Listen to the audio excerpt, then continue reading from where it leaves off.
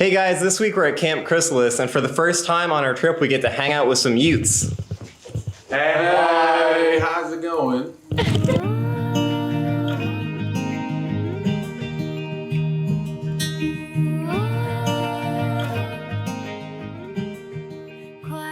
Located in the heart of Texas Hill Country, Cross Trails Ministry offers camps and retreats year-round at 2 locations. Between Camp Chrysalis, Ebert Ranch, and their off-site adventures, Cross Trails served 2,100 campers last year. Whether they're camping out at the Dude Ranch or looking down from the cross on the bluff, guests are welcomed into Cross Trails family by staff who absolutely love what they do. I know from my own personal experience, I was one of those kids who showed up on a Sunday for summer camp, just forced to be here because my dad's a pastor, and he said, "You will go to summer camp." And so I kind of sat there like this. I'm not going to sing these ridiculous songs. And back then camp lasted until Saturday, and of course Saturday rolled around, and I didn't want to leave. I was like, "No, you're not going to take me. I want to stay here forever." It's knowing that the reason they don't want to go is because they've experienced that, that moment of where it really is. It's like God just comes down and sort of slaps you on the back of the head and says, "Hey, I'm right here. This is what's up, and this is what I need you to do." And it's such an incredible feeling. It's, you really can't put it into words.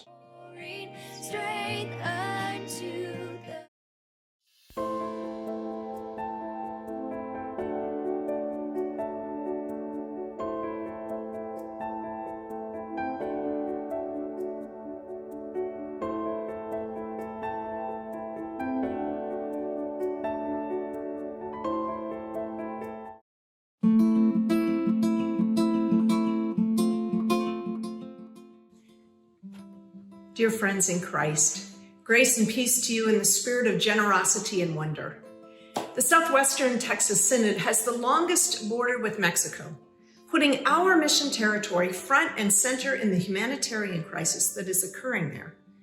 We currently respond to essential needs of migrants through Eagle Pass Frontera Ministries, our Lutheran ministry located at Iglesia Luterana San Lucas on the border. As this year draws to a close, some well-placed additional generosity will empower these partners to launch into 2023 with even greater impact. Our Mission at the Margins year-end special appeal is aimed at raising $20,000 to $25,000 that will impact the accompaniment and serving of 100 families in the first 6 months of the year, the building of a transformative immersion experience for allies, and legal consultation and support. Over the coming weeks, you will receive additional communications on this Mission at the Margins special appeal, and I ask that you engage these materials when they come, that you pray for this ministry, and that as you can, when you can, you stand shoulder to shoulder with us as we empower on-the-ground mission in our synod. Thank you for your love of our church, your passion for our common mission, and for your partnership in the gospel. I am so very grateful for all of you.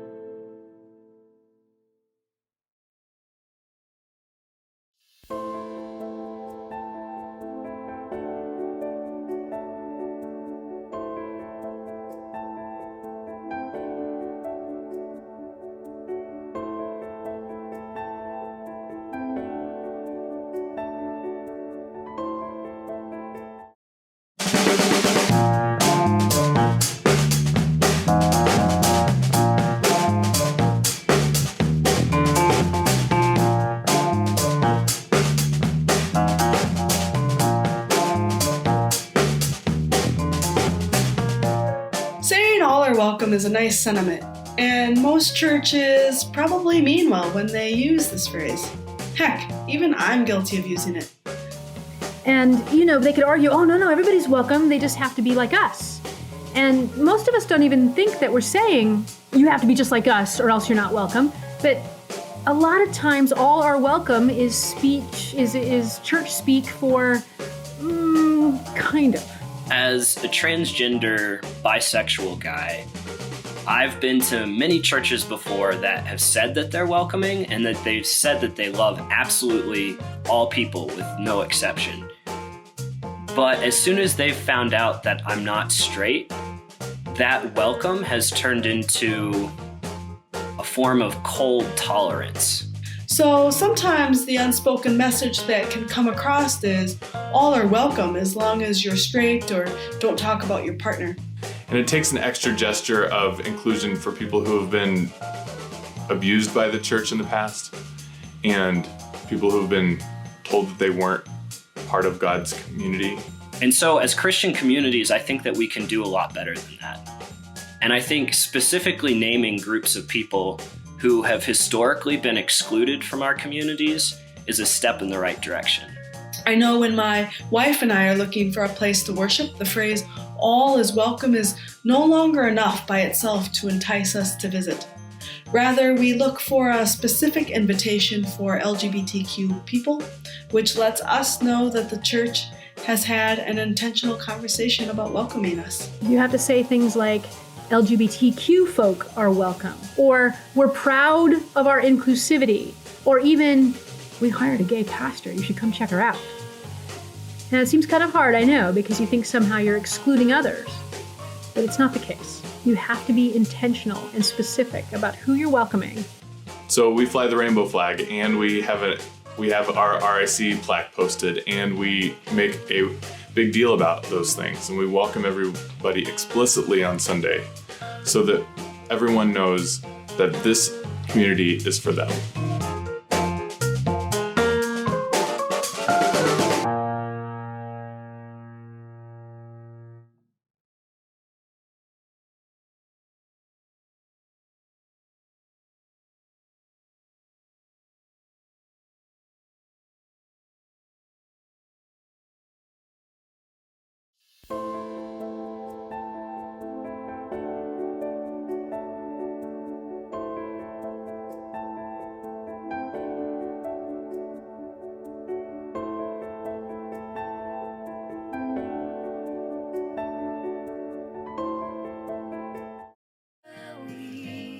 Couldn't leave Camp Chrysalis without showing you all these amazing cabins. All we can do is praise. You are worthy. We love it when camps are intentional when they design spaces. So with the newest 4 cabins at Camp Chrysalis, called the Quad Cabins, they designed and built one, and then took feedback from their campers for their summer programming, and from their guests for their conference center programming. Then they took that information and used it to make minor changes and build the other 3 cabins to create the best spaces for their guests. Cross Trail's Ebert Ranch location offers campers and guests a good old-fashioned dude ranch experience, complete with roaming horses and longhorn cattle. On top of traditional camp activities, campers get to tend to and eat from a garden, hang out with chickens and rabbits, and spend a night under the stars at their rustic out camp.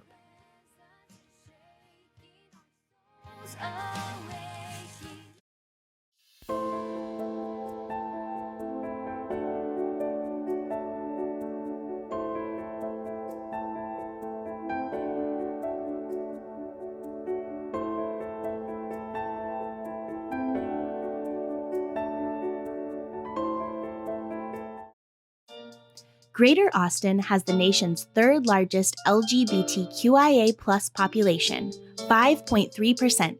That's around 110,000 of us. And of course, we have many more friends and family members here who support us too. With such a huge local population and an annual buying power of more than $4 billion, why does our community still struggle with so many of the same issues that have always plagued us? Sometimes it feels like nothing is getting better for us in our day-to-day lives, and that the gains we make as a community could be snatched away in an instant. Some of those things are beyond our direct control, but it's time we stop waiting for other people to give us what we need. Local LGBTQIA+ people and our allies are creating the future you want right now, right here. Dozens of local organizations are doing the work that could make this the best place in the world for LGBTQIA+ people to live, love, learn, work, and play, but these organizations are still ridiculously underfunded. If you're frustrated and tired of the status quo, and if you are ready to make change for LGBTQIA+ life in Greater Austin, take the Pride Pledge today. Commit to investing at least 1% of your income in our local LGBTQIA+ organizations. It doesn't matter whether you make a little or a lot of money. Your commitment to taking control of our future is important. If we all chip in, that's $40 million a year. It gets better, but only if you make it get better. It gets better if we make it get better, because it's going to take all of us to get this done. Also, your monthly or annual donation doesn't just disappear into some generic bucket marked hope. You can dedicate your contribution to solve the problems you are most passionate about. Invest at least 1% of your income in local organizations working on healthcare, mental health, sexual health, youth, elders, loneliness, transgender advocacy, or undoing racism. Take control. Take the Pride Pledge. Invite your friends and family to sign up too. This is our home. Let's work together to make this the home we've always dreamed of.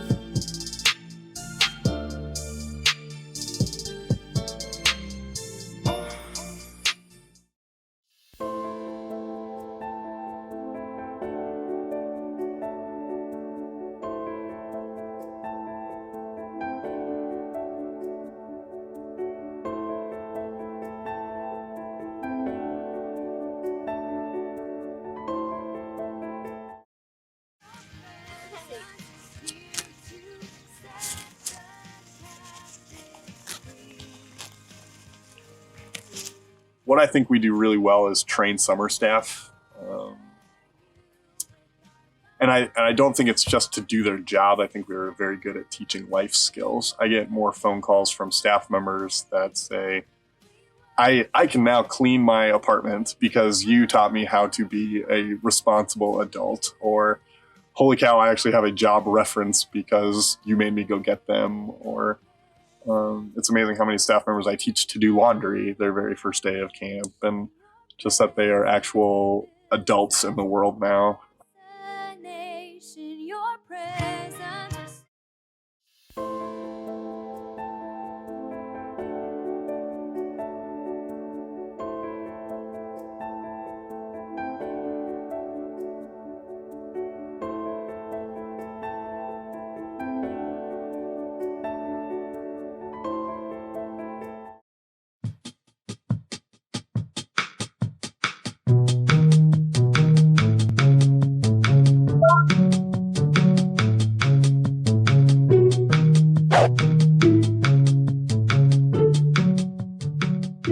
This LGBTQ acronym that people throw around, it can be really confusing. It's a group, and however the group chooses to identify, I think the most important thing is that that choice is respected by people outside of the group.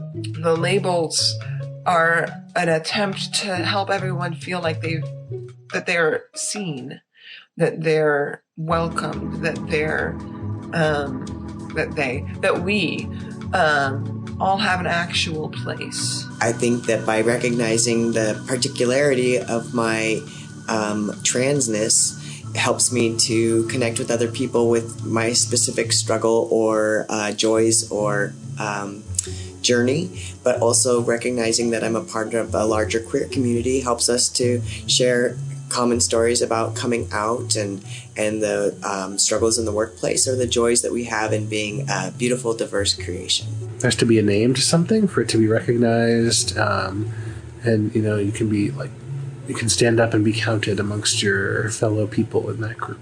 We also have to consider the intersections of race and class and religion, nationality, and all these other different identity factors that go into how people express themselves within these different categories. Amongst friends, I always like to help people in terms of translating something that doesn't make sense for a group that you're not a part of.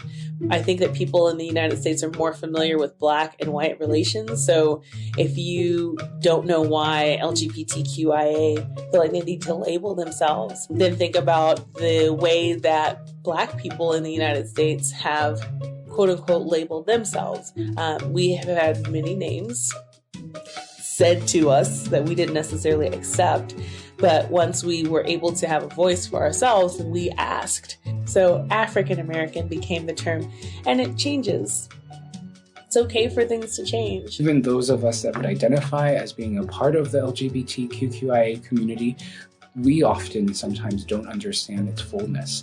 And it's only through being in a relationship with one another that I think we're able to move towards that space where we're able to see, oh, this is why it's important to have a defined label or a defined expression that allows us to move in a way that gives us voice and presence in our society. We have a big, beautiful God who has created all of this diversity. What better way to worship that God but to celebrate that diversity and to look for it?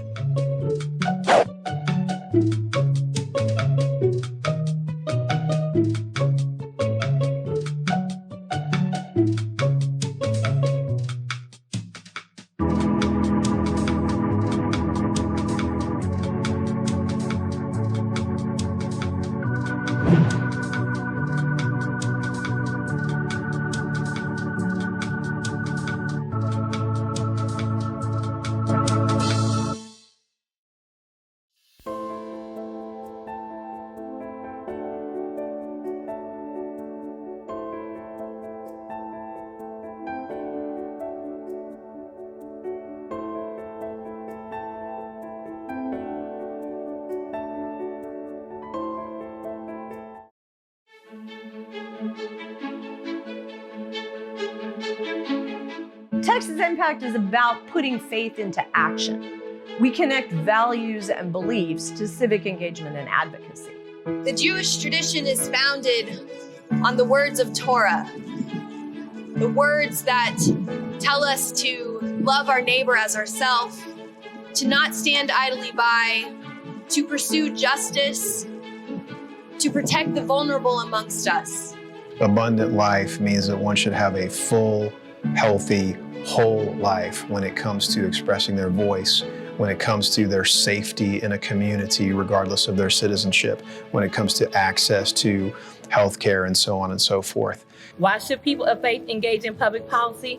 Childhood poverty, predatory lending, unpaid sick time, hunger, lack of access to health care, mass incarceration, dysfunctional public education system, racism, patriarchy, sexism, homophobia, xenophobia, and Afrophobia are just some of the reasons why we must be unapologetically and unashamedly stand with power and authority in the public square. There's a core of faith traditions that can come together around mutual values of loving your neighbor, mutual values of the respect and dignity of all people, mutual values of a participatory government, that when we can agree on those kinds of values, then we can come together to put those values into action.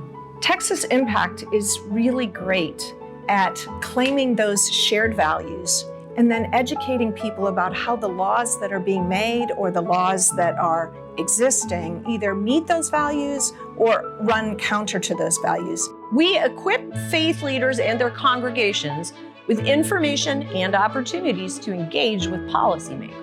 We don't have any trouble convincing folks at First Church to care about the political issues or to see that they are connected to our faith. But what we need is to help people understand what the issues are and what they can do and how to do it. There's a lot of information and there's a lot of bad information out there, and disinformation and misinformation, as we've seen over and over again on social media. And so having a trusted organization like Texas Impact to be able to turn to say, these are the things that we know we can trust, and that we can then take that message and take it out to our people and our constituents and our friends and our neighbors. For a pastor who's nervous about finding how to engage their congregation in public witness, I think that's so understandable. These are tough times to find ways to be involved in the political process with people who have a variety of opinions and political persuasions. I would say find the place to start. Texas Impact does such a great job of bringing people together across political lines on issues that people of faith care about and can unite over. More and more Texans of faith are feeling called to step up and speak out. Are you one of them? Our mission is to support your work. I hope you'll join us.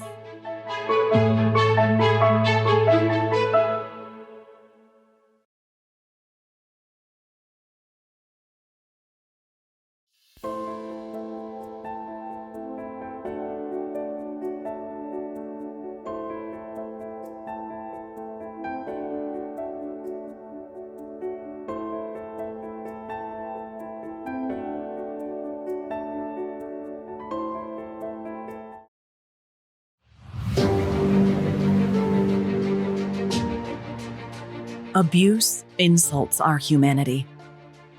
At Upbring, it is our mission to break that cycle.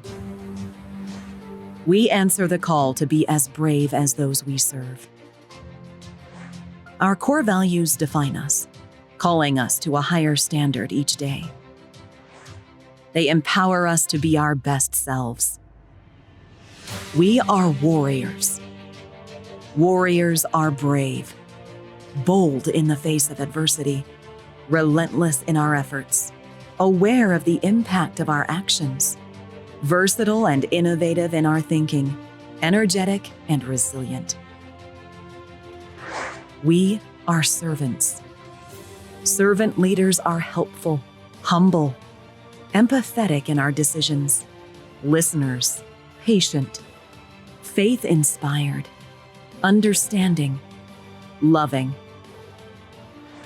We are family. Strong families are united, uplifting in times of need, nurturing, inclusive of all cultures and ways of life, trustworthy, effective communicators, devoted to one another. Living by our core values, we answer the call to defeat abuse, creating a legacy of hope and healing. We are warriors. We are servants. We are family. We are Upbring.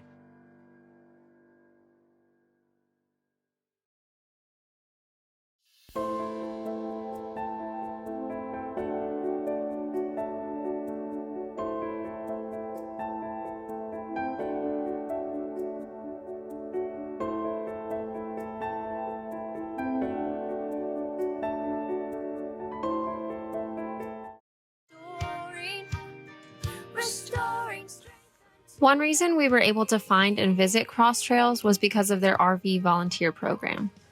Cross Trails put some of their campsites to good use by opening them up to traveling volunteers. Potential volunteers apply online and agree to donate 24 hours of work per week in exchange for an RV space at one of Cross Trails' sites. Many of their volunteers love the camp, work more than they're required, and come back year after year. Camp for me is coming to see old friends and make new ones and be closer to God and just have fun. I agree with everyone. Camp for me is, it's a great place. Come and meet new friends, get closer to God, and really, come here to try out new things and see how it works, and then maybe take that back to the real world and try it there. So today is our last day at Cross Trails Ministries officially. We're driving away from Ebert Ranch today, and I can honestly say that we really don't want to leave this camp. Everyone's been telling us to stay, and every time I really wish that we could. These people are amazing. This staff has become personal friends of ours, and They love what they do. They are so passionate about camping ministry. Just being here has made us even more passionate about this trip and what we're doing and our future in camping ministry. And these two locations serve different purposes, but they're really working together to just bring people to God, bring people closer together, bring people in relationship with each other, and they really do that in everything they do. Yeah, it's been 2 weeks where we've had some issues, especially with our truck and motorcycle and some getting around issues. And they have been so helpful. We were here to serve Cross Trails Ministries, and it turned out that the staff here did a lot to help us what we do. So we're just really thankful for that. We're gonna miss you guys. We'll see you again, I hope.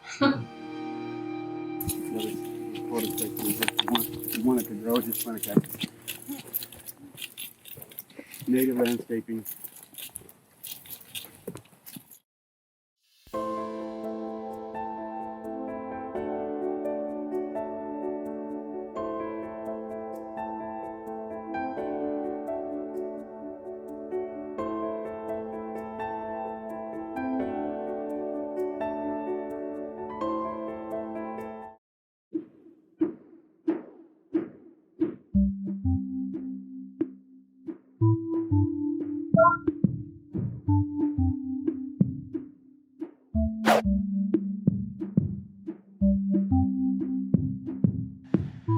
So people ask that clunky question, I don't get transgender. That's okay. I really don't get it either. But I also can't explain to you how a rainbow works. I know that our bodies are unique and full of complex possibilities and differences. Being trans means that there's this magic, I guess, about crossing the borders of that binary. As a self-identified trans person for a long time, I didn't understand that people didn't have the same kind of feelings that I did. There's lots of things that we don't get, but that doesn't mean that they're not really important to the people who embrace that identity. People in the trans community notice a lot of those inherent value differences, power differences between being perceived as male and being perceived as female, and find a lot to celebrate in the gender that they feel they are. A transgender identity is a gender identity. It has nothing to do with sexuality. So a transgender person is someone who was born with an identity that they don't agree with. They were born with a body that doesn't reflect the identity they feel and know for themselves inside. This doesn't mean the same thing as cross-dressing, and the term tranny is not appropriate. So learning these kinds of things is very important. I think about this question and I say, I don't get trans people has created the kinds of violence that is being perpetuated against our trans sisters of color who are dying because someone does not get them, are dying because there is this fear of what it means for someone who is perceived in a particular gender to express themselves in a different way. What does it mean for someone to come into being who they are in a world that has told them that they should not exist? Find a trans person and talk with them about what it's been like for them, about what they've gained and what they've lost, about the way that they feel moving in the world, not about what surgeries they've had. That's just inappropriate. One person can hear a song one time and know how to play it perfectly, and another person can just know the right way to throw a football arc. In the same way that someone knows whether their body is left-handed or right-handed, I know that I am male, even though I was assigned female at birth. I know that I am trans, and I'm grateful for this life, and I'm grateful for the chance to live authentically.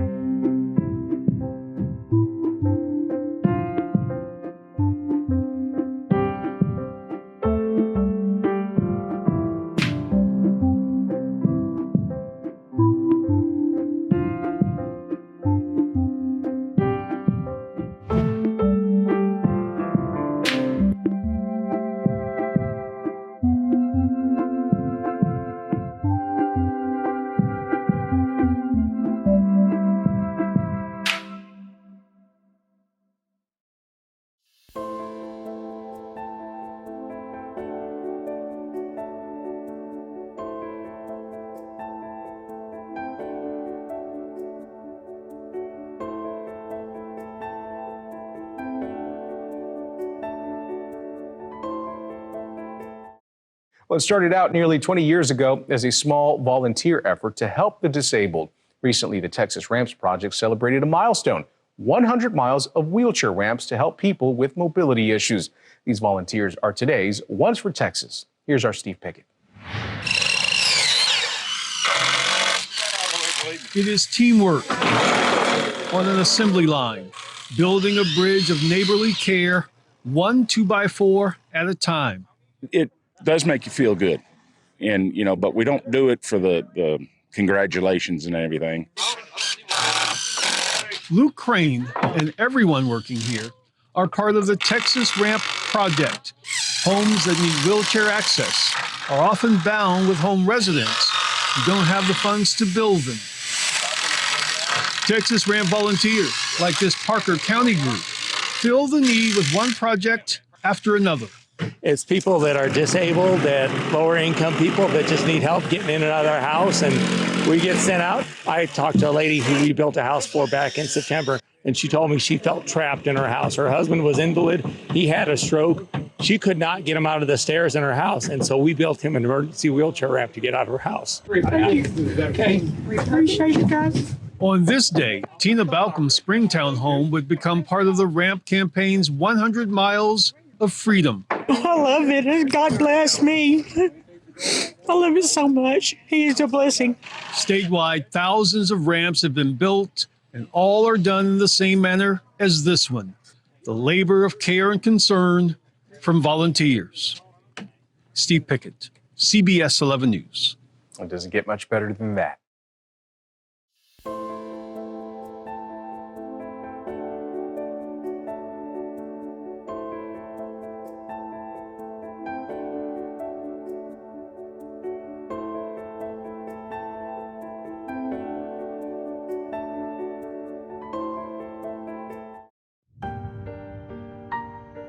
We've all seen superheroes in movies and comic books. But what do superheroes look like in the real world? It's standing up for those who can't speak for themselves, being bold in the face of adversity, and meeting each unique child where they are in their journey, nurturing dreams, unlocking potential, and restoring lives. Real heroes take action. And that's exactly what we do at Upbring. Thousands of children throughout Texas are suffering from abuse and neglect. At Upbring, we're on a mission to break the cycle of child abuse in Texas. But we can't do it alone. Join our Upbring family and discover your superpower as we build a future free from the damages of abuse.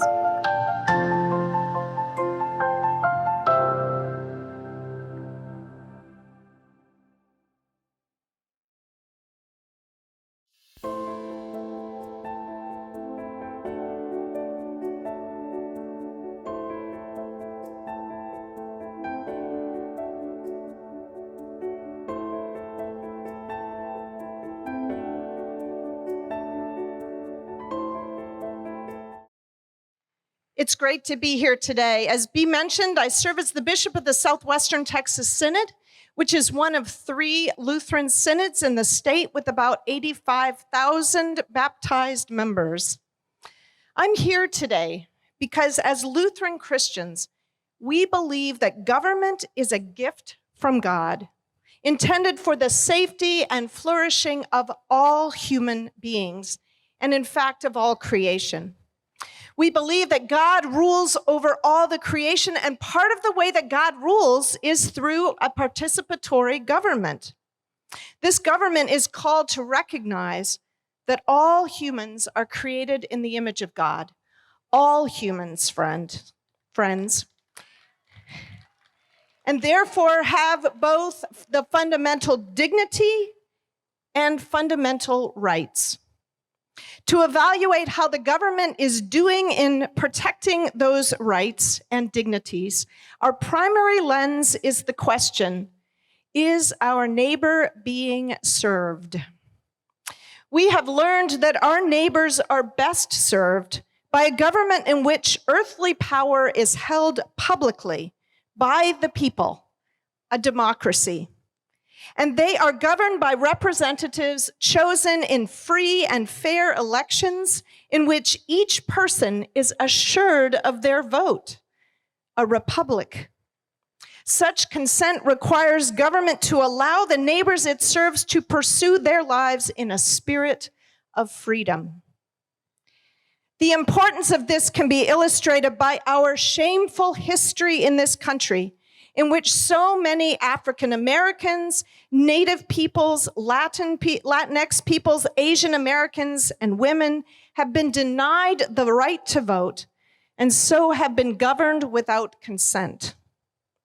In 2013, our ELCA churchwide assembly passed a resolution calling on local, state, and federal governments to guarantee the right to vote to all citizens and to discourage or eliminate laws, ordinances, or regulations that would have the effect of racial and ethnic discrimination in the exercise of that right.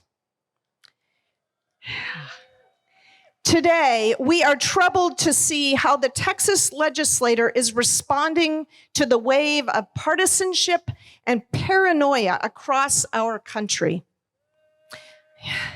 The election reform bills they are considering here would limit access to the ballot for many voters who are poor or disabled. People of color, seniors, shift workers, and single women all testify that these bills would make it harder and more frightening for them to vote. It is time to press the reset button. Yes. Election security cannot come at the expense of voter access. My faith tradition compels me to protect the vote of every Texan. Our democracy is only healthy when it includes all of us. I encourage my fellow citizens and Christians and people of all faith traditions to speak out with me, and for our legislators to abandon their current divisive legislation and start over again, centering the wisdom of local communities and affirming commitment to mutual respect. Thank you all.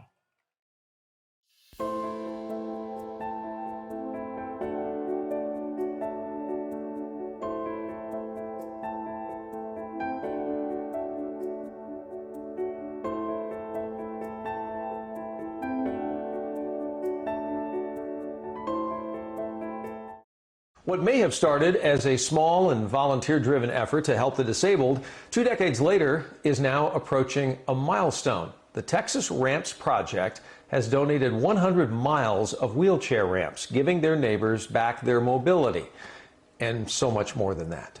Our Robbie Owens shows us how. The deck itself was sagging. The stairs, you couldn't even go up them. Volunteers with the Texas Ramps Project expect to be greeted with a mess. It didn't have any kind of wheelchair ramp to it at all. After all, that is exactly why they've gathered.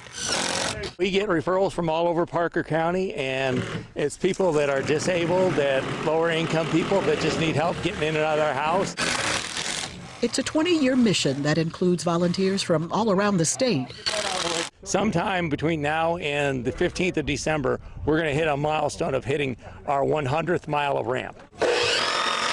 Richard Reen is the team coordinator for Parker County. I talked to a lady in September, and she told me she felt trapped in her house. That's a lot of people, a lot of ramp. The volunteers admit that part of the fun is in the fellowship. Fellowship of these guys, too. It's really strong. It's fun to see. They're really funny, laughing at each other. But ultimately, it's all about their faith. We have one mission to share God's love, and that's what we do. Just trying to let people know that God cares about them, and that's what we're here for. Appreciate it, guys. It's awesome. It really is. I mean, when we come up and we see some of these ramps that are just, decks are just barely holding together, then when you walk away from it and they've got something that can last them a lifetime, it's just awesome. I probably fell down my steps if they hadn't done this for me. I love it so much. It's going to make me be able to get into my house and get my groceries and stuff in here, and I don't know how to thank y'all. In Parker County, Robbie Owens, CBS 11 News.